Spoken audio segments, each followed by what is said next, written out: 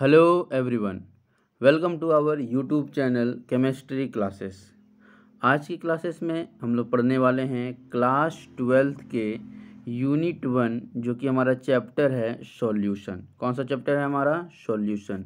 तो शुरू करते हैं हम लोग आज के ऑब्जेक्टिव सेशन को। चलिए बात करते हैं सॉल्यूशन विलियन की। जो पहला ऑब्जेक्टिव है हमारा, कहता है कि कुहासा कोलाइडी विलियन में जो कुहासा कोलाइडी विलियन होता है, हम लोग जानते हैं कि कोई भी जो कोलाइडी विलियन होता है वो विलियन कैसा होता है? विषमांगी मिश्रण। ठीक है, कोलाइडी विलियन कैसा मिश्रण होता है? विषमांगी मिश्रण। कैसा मिश्रण होता है? विषमांगी। ये भी ऑब्जेक्टिव आ सकता है कि हमारा कोलाइडी विलियन कैसा मिश्रण है? विषमांगी मिश्रण है। अब बात करते हैं क्वेश्चन को लेकर। तो क्वेश्चन है हमारा कि कुहासा कोलाइडी जो होता है उस विलियन में क्या होता है? तो उसका आंसर होगा द्रव कण गैस में परिक्षिप्त रहते हैं। कुहासा कोलाइडी में जो द्रव कण होते हैं वो गैस में परिक्षिप्त रहते हैं। ठीक है, तो आंसर कौन सा हो जाएगा हमारा? ऑप्शन हो जाएगा हमारा आंसर ए नंबर। कौन सा हो जाएगा? ए नंबर। द्रव कण गैस में परिक्षिप्त रहते हैं। नेक्स्ट अगर हम लोग बात करें सेकेंड नंबर क्वेश्चन की, तो कहता है निम्नलिखित में से कौन सा जोड़ा आदर्श घोल का निर्माण नहीं करता है? यानी कि कौन आदर्श घोल का निर्माण नहीं करता है? हम लोग पढ़े होंगे सब्जेक्टिव क्लासेस में आदर्श विलियन और अनादर्श विलियन के बारे में।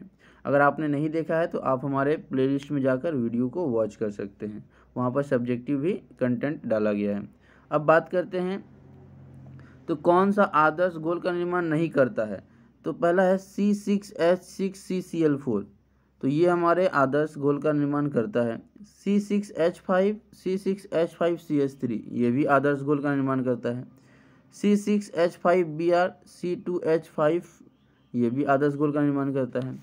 बात करते हैं CH32CO और इधर है हमारा CCl4 यानी कीटोन और CCl4, ये दोनों हमारे आदर्श घोल का निर्माण नहीं करता। तो ऑप्शन कौन सा आंसर हो जाएगा हमारा बच्चों? D number. चलिए नेक्स्ट क्वेश्चन की तरफ हम लोग आगे बढ़ते हैं। निम्न में कौन अर्ध पारगम्य झिल्ली से निकल पाते हैं? जो हमारा अर्ध पारगम्य झिल्ली है उससे कौन निकल पाता है? तो हम लोगों ने इसका प्रायोगिक रूप पढ़ा होगा थ्योरी में। तो जब हमारा अर्ध पारगम्य झिल्ली होता है तो उससे बस एक ही कण निकल पाते हैं और वो होते हैं विलायक के अणु। कौन से अणु? विलायक के अणु। तो आंसर हो जाएगा हमारा ए नंबर। नेक्स्ट क्वेश्चन की बात करें, कहता है निम्नलिखित में किसका हिमांक अवनमन सब अधिकतम होगा? हम लोग पढ़े होंगे हिमांक अवनमन के बारे में, बहुत ही इंटरेस्टिंग थ्योरी है। तो पूछ रहा है हमें किसका हिमांक अवनमन अधिक होगा? K2SO4 और NaCl। K2SO4 की अगर बात करें और NaCl की, तो इसमें हिमांक ज़्यादा हो जाएगा K2SO4 का। अब K2SO4 की तुलना अगर हम लोग यूरिया से करें तो यूरिया से भी इसका अधिक होगा और ग्लूकोज से भी इसका अधिक होगा, यानी सबसे अधिक किसका हो जाएगा? K2SO4 का। नेक्स्ट अगर हम लोग बात करें तो मोलोलता को व्यक्त किया जाता है। सबसे पहले अगर हम लोग बात करें तो कोई भी जो मोलोलता होती है इसके बारे में पहले थोड़ा सा जान लेते हैं। मोलोलता को हम लोग स्मॉल m से दर्शाते हैं और मोलोलता निकालने के लिए ऊपर में हम लोग विलय के मोलों की संख्या को लिखते हैं, विलय के मोलों की संख्या लिखते हैं और नीचे हम लोग लिखते हैं विलायक का द्रव्यमान। विलायक का द्रव्यमान तो मोलों की संख्या में आ जाएगा मोल और विलायक का द्रव्यमान में आ जाएगा केजी। तो मोल बटा केजी कौन सा है यहाँ पर? सी नंबर, मोल बटा किलोग्राम। चलिए नेक्स्ट क्वेश्चन की तरफ हम लोग बात करते हैं बच्चों। क्वेश्चन नंबर 6 है हमारा प्रथम कोटि अभिक्रिया के लिए वेग स्थिरांक, यानी जब ऑर्डर ऑफ रिएक्शन प्रथम कोटि की अभिक्रिया है, कौन सी कोटि की अभिक्रिया है? प्रथम कोटि की अभिक्रिया। तो उसका जब हम लोग वेग स्थिरांक निकालते हैं, क्या निकालते हैं? वेग स्थिरांक। तो वो क्या आता है? सेकेंड पर -1। तो कौन सा ऑप्शन हो जाएगा? B number. चलिए नेक्स्ट क्वेश्चन की तरफ अगर हम लोग बात करते हैं, जो हमारा अगला क्वेश्चन है वो है जलीय विलयन में किस क्षारीय धातु का अधिकतम अवकारक शक्ति होता है? कहता है कि जो जब हमारे पास विलयन जलीय हो, कैसा विलयन हो? जलीय विलयन हो, जलीय विलयन।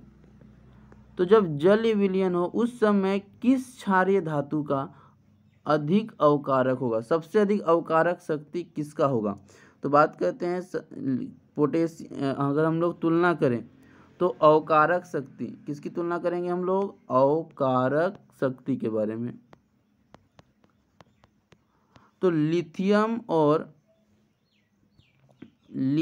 और पोटेशियम में अवकारक शक्ति लिथियम का ज़्यादा, लिथियम और सीजियम में भी सीजियम का ज़्यादा, और लिथियम और सोडियम में भी लिथियम का ज़्यादा। तो सबसे ज़्यादा अवकारक शक्ति किसका आ जाएगा? लिथियम का।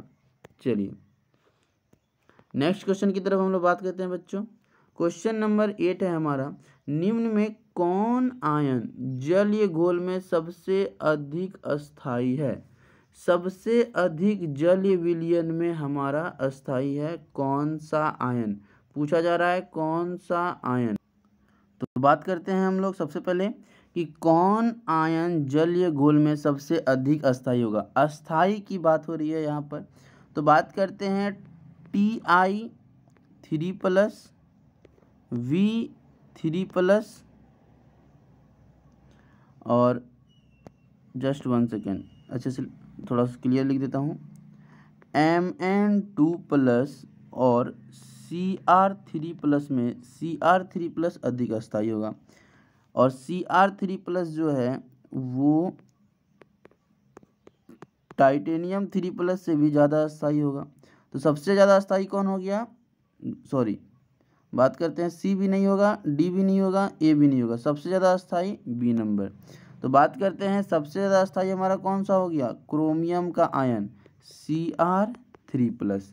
चलिए नेक्स्ट क्वेश्चन की तरफ हम लोग बात करते हैं। जलीय विलयन में किस धातु का अवकारक शक्ति सबसे अधिक होगा? हम लोगों ने देखा कौन सा होगा? लिथियम। नेक्स्ट क्वेश्चन की तरफ बात करते हैं। सांद्रण इकाई जो तापक्रम से स्वतंत्र हो। सांद्रण इकाई जो हमारा तापक्रम यानी ताप से स्वतंत्र हो। किससे स्वतंत्र हो? ताप से स्वतंत्र हो। तो तापमान का प्रभाव कहाँ नहीं पड़ता है? मोललता में। नेक्स्ट क्वेश्चन की तरफ हम लोग बात करते हैं। चलिए क्वेश्चन नंबर 11, अनुसंख्यक गुणधर्म विधि से प्रोटीन तथा बहुलक का अनुभार ज्ञात करने का सर्वोत्तम विधि। ऐसी कौन सी विधि है जिससे हम लोग ज्ञात कर सकते हैं किसका? बहुलक का अनुभार। प्रोटीन और बहुलक का अनुभार ज्ञात करने की सबसे जो उच्चतम विधि है वह है उसकी परासरण दाब। नेक्स्ट बात करते हैं हम लोग क्वेश्चन नंबर 12, विलयन में जिसमें परासरण दाब समान ताप पर समान हो। जब समान ताप पर परासरण दाब समान हो, जब इक्वल टेम्परेचर पर हमारा इक्वल हो, तो हम लोग क्या कर सकते हैं उसको? तो उसको कह सकते हैं समपरासरी। समपरासरी में क्या होता है? परासरण दाब समान होता है और उस पर ताप पर समान होता है। ठीक है, समान ताप पर परासरण दाब भी समान होता है। क्लियर?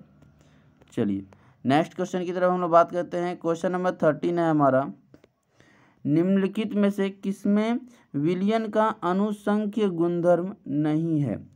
कौन है जिसमें विलयन का अनुसंख्य गुणधर्म नहीं है? ठीक है, चलिए फ्रेंड्स, तो बात करते हैं हम लोग निम्नलिखित में किसमें विलयन का अनुसंख्य गुणधर्म नहीं है। विलयन का अनुसंख्य गुणधर्म किसमें नहीं है? परासरण दाब में अनुसंख्य गुणधर्म होता है, वाष्प दाब का अवनमन में भी अनुसंख्य गुणधर्म होता है, हिमांक अवनमन में भी अनुसंख्य गुण होता है। बस किसमें नहीं होता है? तो पृष्ठ तनाव में। पृष्ठ तनाव में हमारा अनुसंख्य गुणधर्म नहीं होता है। तो हमसे पूछा जा रहा है कि अनुसंख्य गुणधर्म नहीं है, किसके पास नहीं है? तो वो है पृष्ठ तनाव। तो आंसर हो जाएगा हमारा बी नंबर। चलिए नेक्स्ट क्वेश्चन की तरफ हम लोग बात करते हैं। कहता है ऊष्मा और विद्युत का अच्छा चालक एंथ्रेसाइट, कोक, हीरा, ग्रेफाइट, चारकोल, इन सभी में कौन है जो ऊष्मा और विद्युत का सबसे अच्छा चालक है? तो वो है हमारा ग्रेफाइट। कौन है हमारा? ग्रेफाइट। चलिए नेक्स्ट क्वेश्चन की तरफ बात करते हैं हम लोग।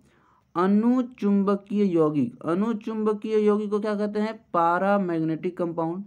उसमें जो इलेक्ट्रॉन होते हैं, अनुचुंबकीय यौगिक में, पारामैग्नेटिक में जितने भी इलेक्ट्रॉन होते हैं वो बिना जोड़े के होते हैं और उनको हम लोग बोलते हैं अयुग्मित। क्या बोलते हैं? अयुग्मित। तो कैसे इलेक्ट्रॉन होते हैं अनुचुंबकीय यौगिक में? अयुग्मित। चलिए तो फ्रेंड्स हम लोगों ने आज के सेशन में इम्पोर्टेंट क्वेश्चंस को देखा है जो कि हमारे विलियन चैप्टर से बहुत ही ज़्यादा इम्पोर्टेंट है।